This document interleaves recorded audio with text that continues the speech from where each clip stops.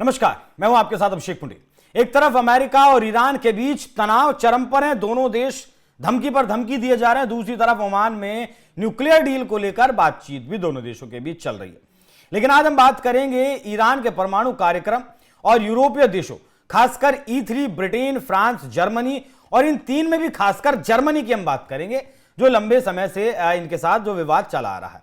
यह विवाद 2000 के दशक की शुरुआत में शुरू हुआ था, लेकिन इसकी जड़ें और पीछे तक जाती हैं। पहले इन देशों ने अमेरिका का पिछलग्गू बनकर ईरान पर बैन लगाया और अब जब अमेरिका खुद ईरान से बात कर रहा है तो अमेरिका ने इन देशों को बातचीत से बाहर का रास्ता दिखा दिया।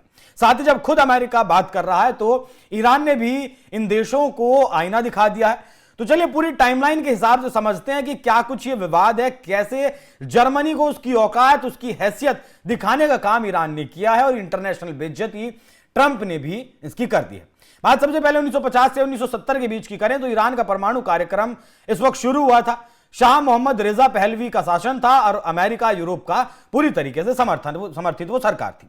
ईरान ने अमेरिका की मदद से शांतिपूर्ण परमाणु ऊर्जा कार्यक्रम शुरू किया। यूरोपीय देशों ने भी इसमें सहयोग किया, लेकिन कोई विवाद नहीं था। 1979 की जब इस्लामिक क्रांति ईरान में हुई, उसके बाद से कार्यक्रम रुक गया, लेकिन 1980 में ईरान ने गुप्त तरीके से इसे फिर से शुरू किया। ठीक है, दुनिया को पता चला, लेकिन किसी ने कुछ ज्यादा विरोध नहीं किया। अब बात आती है 2002 की। विवाद की असली शुरुआत यहीं से होती है। ईरान की गुप्त परमाणु सुविधाओं, जो नतांज और यूरेनियम संवर्धन प्लांट और अराक में हैवी वाटर प्लांट का खुलासा हुआ। IAEA ने जांच शुरू की। IAEA वो संस्था है जो सभी देशों का न्यूक्लियर प्रोग्राम्स की नजर रखती है, किसके पास न्यूक्लियर बॉम्ब है, किसके पास कितना न्यूक्लियर है, और सारी चीजें वहां पर मैनेज करने का काम करती है।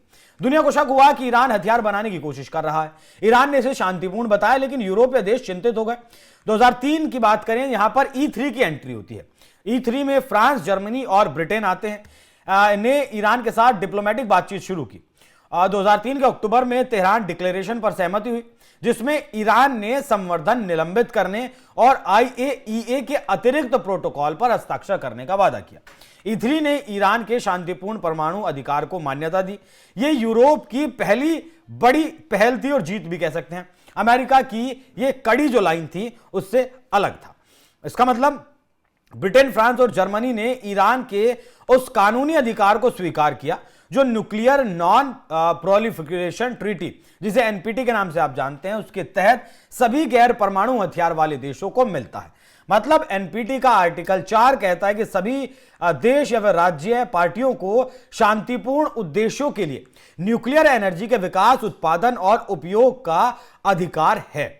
इसमें रिसर्च, न्यूक्लियर पावर प्लांट चलाना और न्यूक्लियर फ्यूल रिसाइकल करना, यूरेनियम संवर्धन करना शामिल हो सकता है, लेकिन यह अधिकार केवल शांतिपूर्ण उपयोग के लिए है और NPT के अन्य हिस्सों का पालन करना जरूरी है। इसके बाद की बात करेंगे, लेकिन उससे पहले समझिए कि इन तीन देशों ने ईरान को यह सहमति दी थी कि तुम अपने न्यूक्लियर रिएक्टर एनर्जी के लिए बना सकते हो, एनर्जी के लिए न्यूक्लियर का इस्तेमाल कर सकते हो और यूरेनियम का संवर्धन भी कर सकते हो, लेकिन बम बनाने के लिए नहीं।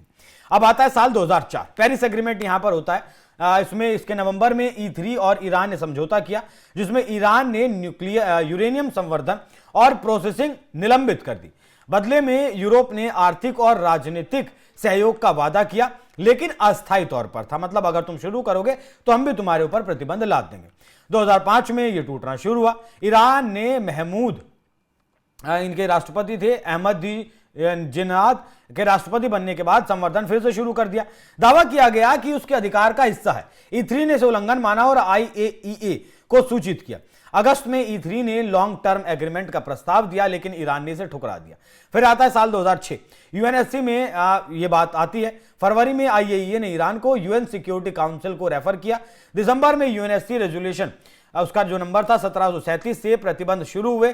E3 के समर्थन से E3 ने प्रतिबंध लगाने का समर्थन किया। ईरान ने प्रतिबंधों को भी नजरअंदाज कर दिया और वो यूरेनियम का संवर्धन जारी रखा। 2013-15 आ जाता है। आशा की किरण यहां पर जगती है हसन रूहानी के राष्ट्रपति बनने के बाद। E3 में और 3 देश जोड़े गए। इसे E3+3 कहा गया। अब इसमें रूस, अमेरिका और चीन भी शामिल हो गए। इनके साथ बातचीत तेज हुई। नवंबर 2013 में जॉइंट प्लान ऑफ एक्शन आया और जुलाई 2015 में JCPOA एक, ईरान न्यूक्लियर डील पर हस्ताक्षर किए गए। ये क्या है ये भी आपको बताऊंगा। ईरान ने संवर्धन सीमित किया ईरान का, बदले में प्रतिबंध उसके ऊपर से हटाए गए। E3 ने इसमें प्रमुख भूमिका निभाई। यूएनएससी रेजोल्यूशन 2231 ने इसे एंडोर्स किया। फिर आते हैं ट्रंप 2018 में, और ट्रंप दे देते हैं झटका। मई में अमेरिका JCPOA से बाहर निकल जाता है और प्रतिबंध फिर से ठोक देता है। E3 ने डील बचाने की कोशिश की थी, लेकिन डील बची नहीं। लेकिन ईरान ने 2019 से JCPOA सीमाओं का उल्लंघन शुरू किया, जैसे यूरेनियम का स्टॉक बढ़ाना और ज्यादा यूरेनियम का संवर्धन करना। 2020 में यह डिस्प्यूट और ज्यादा बढ़ जाता है। जनवरी में E3 ने JCPOA के डिस्प्यूट रेजोल्यूशन मैकेनिज्म को ट्रिगर किया। ईरान के उल्लंघनों पर बातचीत चली, लेकिन कोई हल नहीं निकला। EU ने इस पर प्रतिबंध बनाए रखे। फिर 2021 से 24 की अगर बात करें तो यहां पर अमेरिका में बाइडेन सरकार आ गई।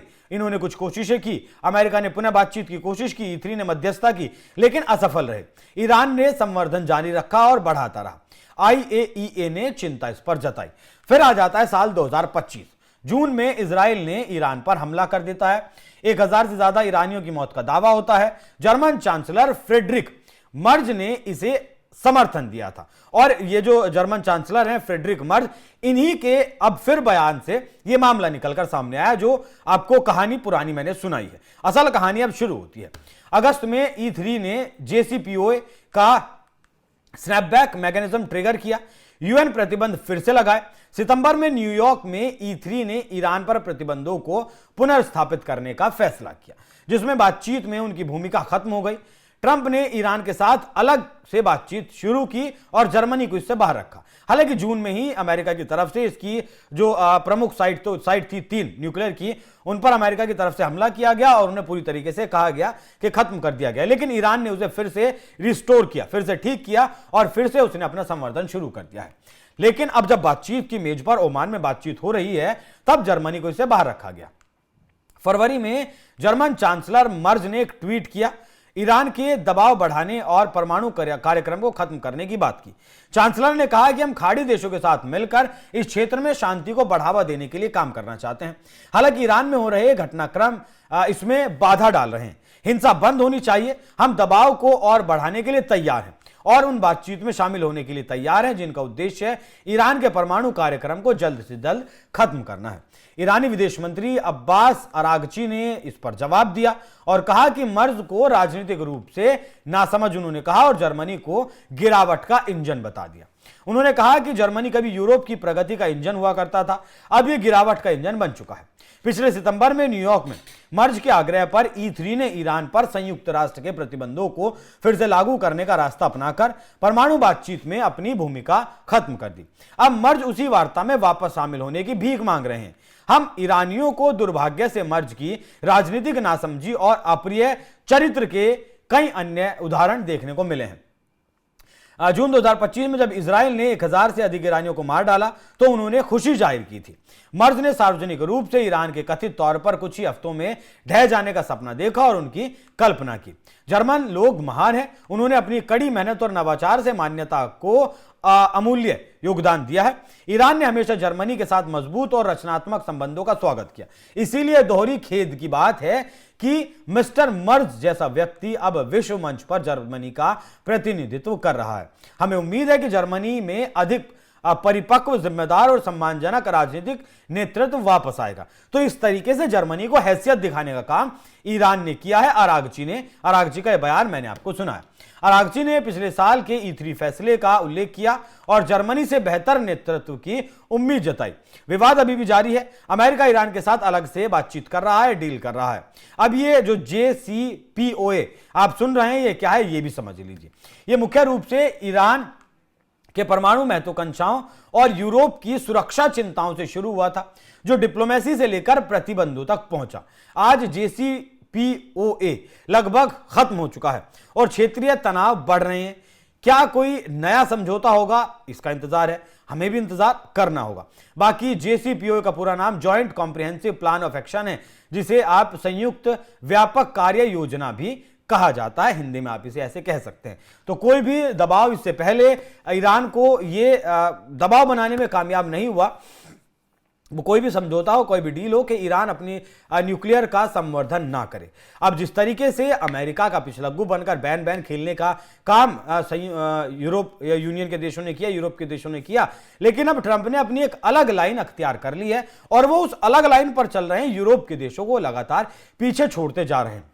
कनाडा और यूरोपियन यूनियन के देशों को यह चीज समझ आई है और अब हो सकता है कि यहां पर जर्मनी को भी यह बात समझ आ गई होगी कि अमेरिका का पिछलग्गू बनकर उनका काम नहीं सधने वाला है, अमेरिका की छतरी से बाहर निकलना होगा। बाकी जिस तरीके से जर्मनी को यह जवाब ईरान की तरफ से दिया गया और ट्रंप अलग से बात कर रहे हैं और जो इनका पूरा टाइमलाइन था, विवाद कैसे शुरू हुआ, उस पर आप लोगों की राय क्या है, कमेंट बॉक्स में जरूर बताइएगा। नमस्कार।